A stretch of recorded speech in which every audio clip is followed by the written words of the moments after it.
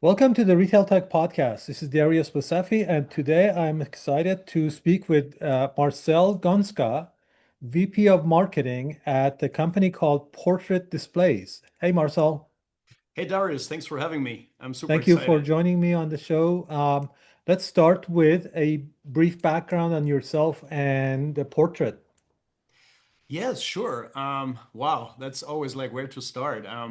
My name is Marcel Gonska. I work with Portrait Displays for 10 years now, I think, even a little bit longer. Myself, I'm in the video business for about 27 years now, almost 30 years. I actually stopped counting, I think. And Portrait Displays is a software company. We are located in Northern California in the Bay Area, close to San Francisco. And we do everything software for displays. So it's about color correction, color control, display control, everything you can imagine that either is a TV or a monitor, and everything that kind of shows a picture. Okay, great. So we've talked about what calibration, which is like a key point about the process is, and I would love to get like an education from you, like a quick course on what calibration is. Wow. Okay, that's cool. Let's start with some very simple facts. I think to get your audience into the mood, what actually we're talking about here today. Everyone most likely owns a television. I would say so, or a second screen, and they're consuming whatever their favorite show, their favorite games, their favorite movies. The question that normally would come up if I would ask you, do you know if you really see what the intention was of the artist that created that content? As in other words, do you see Star Wars as it was intended by George Lucas, or do you see Avatar as it was intended by James Cameron? I think at that point a lot of customers would say, "Well, I don't know," right? And I maybe hope it gets so. I hope so, but I'm not sure now. Yeah. Right, right. I hope so. And I think this is exactly the question. And then I can give you an immediate answer. I would say 99% of the people that get the TV out of the box are not seeing it the way it is actually meant to be seen. So that's basically the downside of the whole television business, is that in this industry, a lot of TVs are cranked up to 11 just to scream at the people at the show floor, for example. Um, Gaining attention because there's a lot of competition in the market, which is not a bad thing necessarily. But there's, I think, a very big difference between watching something at home versus going through any market or your favorite hi-fi high-end home theater store and then looking at a TV, because it's a totally different environment to begin with. And the other thing is that most or normally every content, all the content that's created somewhere in Hollywood, or be it broadcasted content, everything that's professionally produced is produced according to specific video standards, which are international video standards. And so it's not a guesswork actually when an artist makes an artistic decision on the content. So when you watch a movie like Matrix, for example, um, color is a very important tool for storytelling. So every scene that plays in the Matrix has kind of a light greenish tint. So the audience can actually follow. So the idea of the Wachowski siblings was like guiding the audience through a complex story and making color an important piece of storytelling. Now, if you have a wrong setting on your TV, you probably don't even see the correct green. You don't even see the colors in a way they were meant to be seen. It's maybe even too bright in a dark room. It's fatiguing, or you're in a bright room and it's too dark and too dim and you don't see anything. Like there was this favorite episode called The Long Night with what was that show? Game of Thrones, where a lot of media outlets were reporting that people were complaining they didn't see enough. It was like it was dark. How could that be, right? So that is a long answer to your question. That's why calibration actually can be a very powerful tool to maintain and preserve creative intent. Okay. But it can also be an excellent tool for retailers to add value to their business. Yeah. So as a consumer, that which has two actually TVs in my home. And I was kind of like surprised when I heard from you about this point. And I always thought that, okay, like digital TVs, they're going to be set up properly when I receive them. And I mean, again, I was just uneducated and uninformed about the technology of it. And the technology is a lot more complicated than what we know as consumers. So now, when you go to an AV specialist store to buy your TV, I'm sure they know better and they actually will calibrate your TV when they do the installation, assuming I'm making an assumption. Um, but when you buy it from regular like retailers, that's the question. And then, I mean, we're spending decent money on these TVs, and if we're not getting the best picture, it's a loss. It's unfortunate. So that's why I thought it was really interesting and important to actually open this up for everybody else. Now, maybe I'm the only person that didn't know this, but I doubt it. No, no, you're absolutely right. And if the audience might ask, oh, why would you care, right? So portrait displays, to give another part of the answer who we are, is we started 30 years ago in display and color control, specifically in display control. So when there were old big bulky CRT monitors, if I show those to my kids, they think it's a refrigerator or a microwave oven or something. They would never think that those were monitors and TVs. But the idea was that you had a monitor that you could pivot from a landscape format into a portrait format. That's why our company is still called Portrait Displays. So that's where our name actually came from. And we then actually, over the 30 plus years we are now on the market, we designed software for Windows because Apple had always a very well maintained ecosystem when it came to color control of their products. Windows, on the other hand, was actually all over the place because it was a tool, an operating system that was utilized by a lot of different independent manufacturers. And so you had then on top of that a lot of different independent brands of monitors that there was always a need of a better control of the color, what you're looking at, specifically in the creative domain in the beginning. Today, media consumption for consumers is also equally important. And that's actually where we started. And then about 15 years ago, we actually came up with, we acquired a company that has a software which is called CalMan. And Okay. CalMan is a display calibration tool. It's a display calibration software you're installing on a notebook, you know, and then you can use that software to professionally calibrate TVs, displays, monitors, almost everything, even tablets these days can be professionally calibrated. Even an iPad Pro, if you want to do this, which a lot of professionals do in the production. Hmm. And so CalMan became very quickly the leading solution, specifically in Hollywood. So all the studios are using CalMan specifically on their on-set monitor calibration, a video village where the director sits and where the DIT is. That's the digital image technician who's wrangling all the data.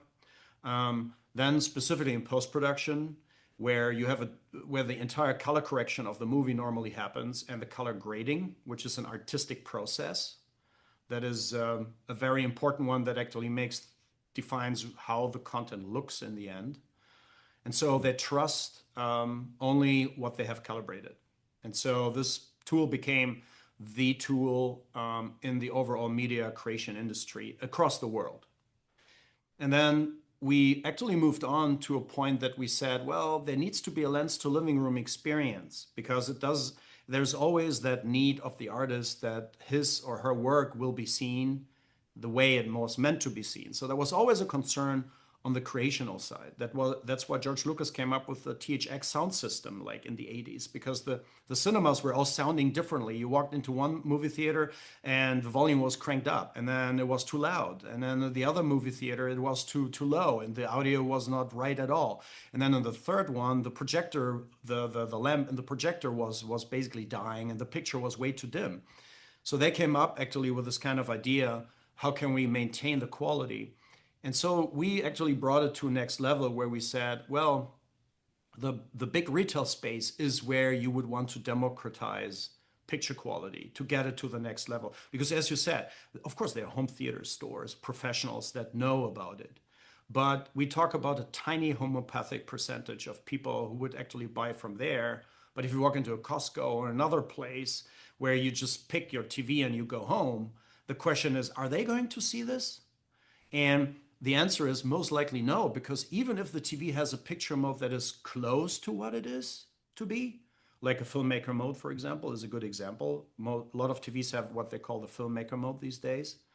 Um, but you always have this factory process. It's never, they are always deviations in the panels. There's always different settings that are maybe not still ideal. And then there's even a dark room, maybe a theater, and there's a bright room where you put up your TV. So a lot of different things that could make it even better. And so we thought, why don't we create something that retailers could quickly use, learn, scale within even a big organization, improving quality of service, but also adding value for their customers and becoming part of the lens to living room experience and even making profit with that. That's not a bad thing, right? So that was the idea. Yeah. Yeah. Okay. So there's 2 points here. One is on the consumer side. Okay, so now I wasn't aware of this, something that I should have thought about or known about. Now I know about it. Where do I get it? How do I get it? How do I apply it to the TVs that I have now, or even think about like the new ones that I'm maybe buying? And then on the how and where side is the retailer side or the service provider side. And let's talk about that side of it. Good. Yeah, let me start with the the retail side. If you want to get a TV calibrated, there are different ways of actually doing it. I mean, if you're a do-it-yourself person, that what we call our DIYers, right? We have even consumer versions of our software, which is called Kelman Home, for example, that lets the people who really like to do everything on their own, the home builders, and the Home Depot people, and the guys who are interested in tech, they could do it.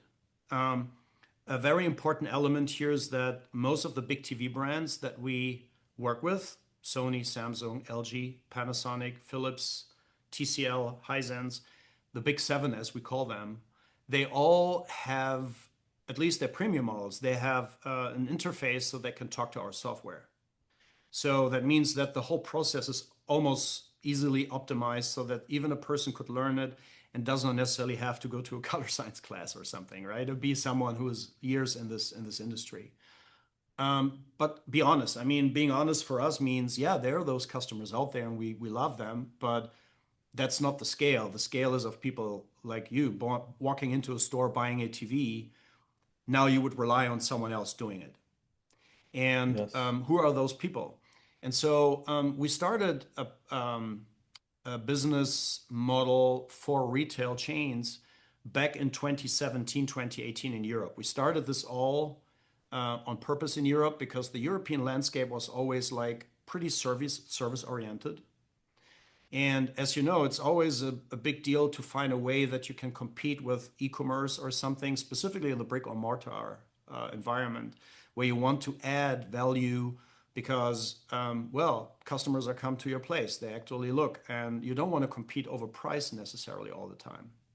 So service became a very important product. And you see that also here in the United States. Service is always added. It's TV mounting, it's TV delivery, it's a TV setup even, and then it's probably also a warranty extension and maybe even an additional insurance if something happens to the TV. So the reason why those things exist is because margins of TV sales are decreasing. How can retail chains maintain or regain some of that profit? How can you actually get back into this? And so this is a thing that was in Europe also always omnipresent. And so we started to look into how can we help those to provide another service, which is what we call calibration as a service, or CAS, CAAS, which is kind Mhm. of derived from software as a service Yes. because we provide the software. We're a technology enabler. We don't do the calibration. We train their teams. Normally, it's like a train the trainer thing because they have their own trainer teams that are training the salespeople on the floor. So, when you have a big chain like Media Market in Europe, they have thousands of staff members. We cannot do all those trainings for everyone. So we train normally a group of specialists and they scale within their organization. Okay. And then we provide all the technology. And so this is how it actually started about 7, 8 years ago. And today, fast forward, we talk about 30 retail chains and we talk about hundreds and thousands of calibrations that are actually performed in a very high quality across the Central European landscape. We have also in Canada a few partners. And where could you see it in the US? Well, nowhere at this point. And this is basically why I think you and I we started Yeah. talking because we said, oh, that's actually interesting because it's a proven track record and a very successful business model that actually works in different ways. It can be adjusted to what the needs are, but there's always value add to a TV sale, to a hardware sale, right? Yeah. Yes. Okay. So the goal is to hopefully we can get this product available to people in the US. And now in the US, something that's very common is that, companies outsource specific features to subcontractors. So is that also a possibility that you would have a company that actually does this as a specialty and then subcontracts with retailers to provide this, offer this as an add-on? That's a great question, Darius. That's exactly what we do, depending on the retail chain. I can give you a couple of examples. Maybe the question is how and where is the calibration performed, right? This is maybe the very first question. So normally there are three typical business types. The first one that very big organizations do is what we call warehouse calibration. It happens already in the warehouse, or it happens already in a distribution center where, for example, a store chain doesn't necessarily have the space or the ability to perform the calibrations in every single store. So what they do is they create a SKU for a calibration that was applied to a specific TV model, and then they sell that as including a calibration. And then as the whole thing is basically already shipped, ready to be picked up and taken home to the stores that are then actually just doing the promotion and the sales part of it. So where the sales team is being trained, and normally those sales teams just got a sales training from us. We basically have two different types of trainings. We have one that's more like the technical related one to get a technician team going. But then there's another one where we really focus on the unique selling propositions that they are successfully selling that as an add-on service.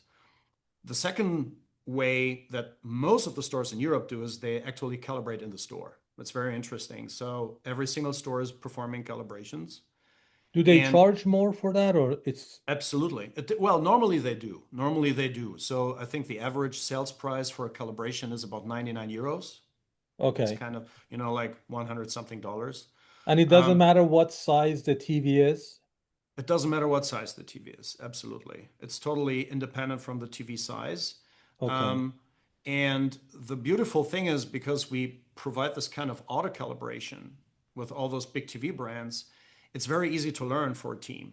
And the other beautiful thing is it's very, very professional calibration. So in 10, 15 years ago, the reason why no big retail chain was touching this topic is because it was way too complex to cost incentive. It's like cost extensive. It's like it Hmm. just doesn't make sense. And now it's an almost automated process that is easy as 1, 2, 3 to click a couple of buttons and connect the TV. And the whole calibration is performed in just one process. So, for example, when we do auto calibration with LG TVs, we do all the picture modes, all of them. There is a day mode for a bright room, a day mode for a dark room, for night mode for a dark room. There's an HDR10 mode for HDR that is HDR content. There's a Dolby Vision calibration for Dolby Vision content. And then there's even game mode calibrations. So it's more like the limitation is not what we can do. It's almost like how much access does a TV brand give us in our partnership with the TV brand to control the scaler which is the video processor, and then basically color correcting this and storing that on the memory. And the consumer doesn't even have to choose anything. It's like in the dark room, they use the night mode. In the bright room, they do the day mode. And then HDR comes automatically. The TV switches automatically to Dolby Vision mode or to HDR mode. So it's really simple and almost, I would say, foolproof for the people who do the calibration. And so they start to do this. They get the TV out of the box. They run all the calibration. Then they add a calibration report to it that goes back into the box. That's adding the value that this TV really is calibrated as close as possible. Now, here comes the very important story to what the display would look the director or the artist was using to make the artistic decisions, right? Because it's the same standards. So how do you, like for different movies, let's say, how does the person that's doing the calibration know what the director wanted? That's a great question. Well, it is because the standards are always the same. So when they have a monitor in the post production, let's say in what you call a color grading bay, that's where the color correction is done by a person who has a job. It's called the colorist. It's a real job, and this colorist is doing the final color of that movie. Everything this colorist is doing is on a calibrated professional reference display. So of course, this is a $30,000, $40,000, 24-inch, 32-inch reference monitor. This is basically a measurement device, and it's like a canvas on which the colorist can paint the colors. But what the colorist can do with this specific display already has its own constraints. It's basically the display itself, and this constraint is defined by a standard. So we have a color standard that's called P3. That's the same color that's being used by digital cinema projectors when you walk into a big movie studio, right? That has its own standard. It's called P3 color. When you watch a movie that is HD only, not 4K or HDR, but HD only, then this has its own color standard. It's called HD 709 or BT 709. That's the name of the standard. Very, very cryptic. But the idea is like this monitor that is being used is either running in a HD mode or running in a P3 mode or running in any mode, but it's based on the standard. And in the calibration for the home TV, we do exactly the same. We calibrate it Okay. to exactly the same standard, so it doesn't matter what you watch, it always looks correct. That's the idea. So you said there were three different ways to provide the calibration. One is in the warehouse, Right. the other one is in the home, In the store, the in the stores, store, okay. yes, they take the TVs out, do the calibration, put it back in the box, and say, no, this TV is calibrated, and sell it then as the add-on. The third one was what you just mentioned. The third one would be actually in the home. So Okay. they really provide an in-home calibration service, which is quite frankly also a nice way to do it. Gives this whole thing maybe a little kind of a more personal touch. Probably the best, the closest to the real experience of the viewer in their home. No? You're I think you're right, but there is this specific thing where, let's say in HDR, for example, the TV has its own limitation, how bright it can get in HDR, and that is totally independent on what the room is or what the room requirements are. So what we do normally is when we do the what we call pre-calibration before the TV leaves the store, we have a day mode calibrated that it's looking as good as it can be in a bright room. And the night mode calibration is normally calibrated to our dark room. And we know pretty much exactly based on 25 plus years of experience in both in the film industry as well as in the display industry, what those luminance levels actually should be. These are normally the typical differences and how you maintain also information, visible information in very dark parts of the picture. So you have to make, in a bright room, you have to make the dark things a little brighter. Not to get too technical, but it's called the gamma. The gamma Okay. has to be a little different, so it comes out of black a little faster, so that the whole thing, like the long night with, Game of Yeah. Thrones, does not happen. But as soon as you're sitting in a dark room, then you want to do exactly what the colorist was seeing in his studio because you're in a controlled environment. You can get the best quality you want. So it's really, we know how to do this. So you don't need to do this in the home. Long story, I long, actually long answer. remember, I think, that episode Hmm. of the Game of Thrones where I was also saying like Why is I can't see anything? Yes, yeah, yeah. Yeah, it's actually sad, right? And then all this discussion went on like, oh man, the movie industry should finally actually match their things more to what the consumers' homes are. And I think that's exactly the wrong thing because Bring down their standards to the level of the exactly. home. Yes, why would you want to do this? I think it's the other way around. How can you Yeah, make something that's perfectly made work well and beautifully? Also, that's what technology should be there for, without yeah. destroying the artistic intent. And that's basically what we do. There's Dolby Vision 2 now coming out, right? CS was a big buzz about Dolby Vision, the next level and the next standard from Dolby. And you might ask, well, isn't that Dolby Vision enough? Number one, Dolby Vision is its own ecosystem, so it's basically maintaining the artistic intent, but it still is shown on a display. And so if that display is not calibrated properly, then the Dolby Vision doesn't even also look as good as it actually could look, right? So Yeah. we are pretty much not really competitors with Dolby in this case, if someone would wonder, like in this audience. No, we're basically supporting each other because when we calibrate a display that can show Dolby Vision, this Dolby Vision looks even better and is even more closer to what the artist was seeing when they were putting the content together. Yeah.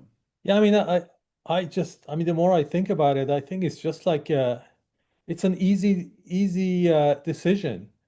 You're spending a decent amount of money now these days. TVs are coming down in price, but still, and then you're spending so much time in front of these devices. Hmm. Why wouldn't you want to invest a little bit more and get a much better experience? And I think most of the people that I know at least would definitely say, oh, this is like a no-brainer. Let's do it. Yes. Where do And I so get it?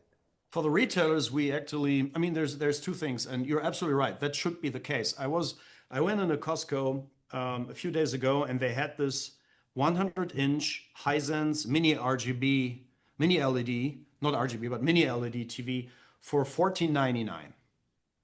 Unbelievable. So yeah, yeah, right. This is I fell backwards. I thought this can't be real. So I had to look twice on the sign, and it was actually saying 14.99. I said, "Wow, this is real home theater at home."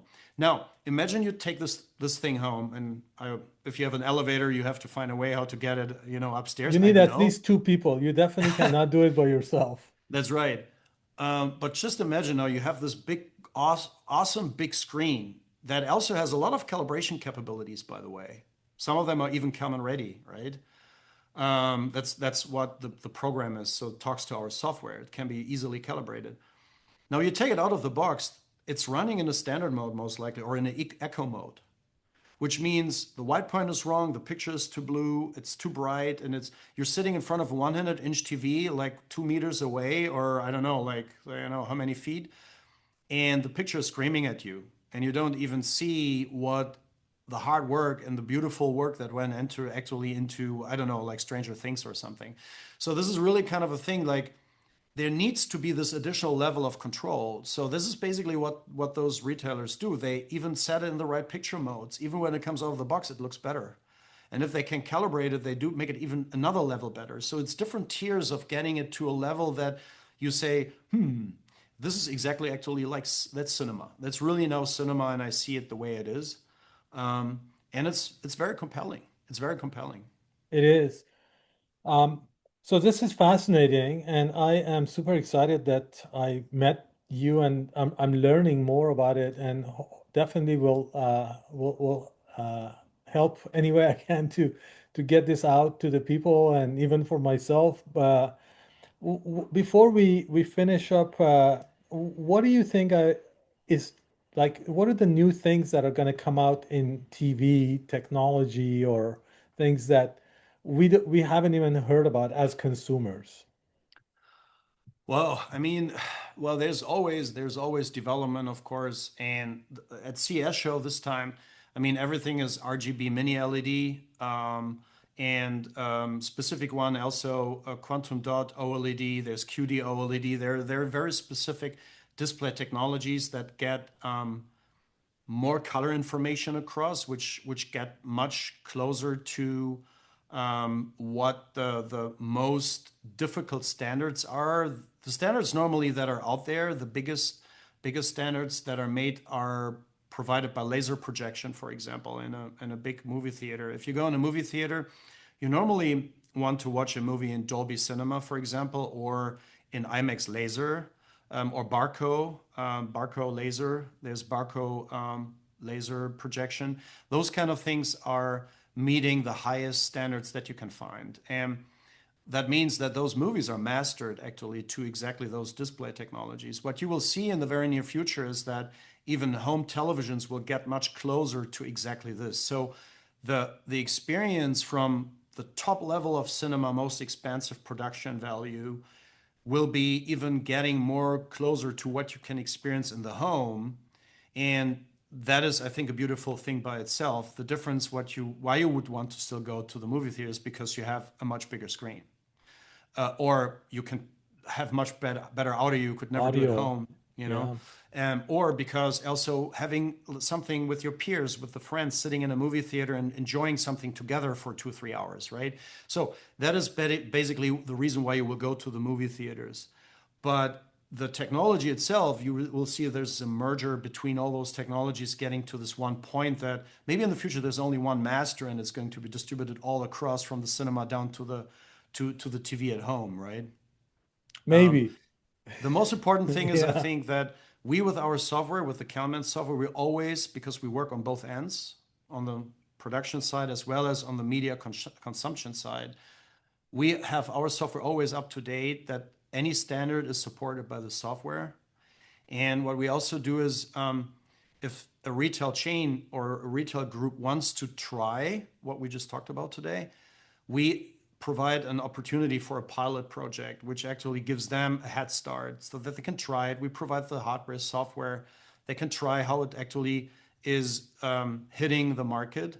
And if they see it works, then we actually talk about a larger rollout in a specific region. So there's a lot of experience with us and 10 years in Europe that we now want to bring to the United States. And we believe that it can be pretty much evenly successful for sure.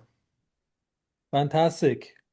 Well, it's been wonderful to speak with you and learn about the portrait displays and the calibration technology, Mhm. and look forward to seeing this available in stores all over the US. Yeah, just check out this, what you see here in the back. This picture is from Norway.